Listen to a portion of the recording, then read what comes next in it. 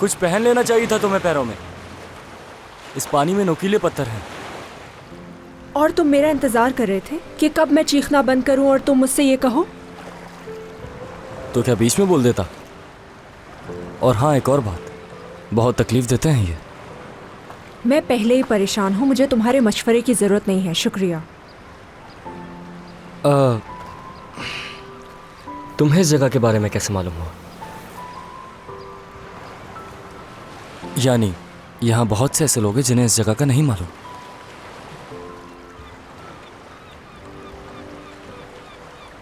वैसे खुश क्यों दिखाई दे रही हो आज इतना? मजाक कर रहा हूं भाई। एक सिंपल सा सवाल था, गुस्सा क्यों कर रही हो? फिलहाल तुम चुप ही रहो।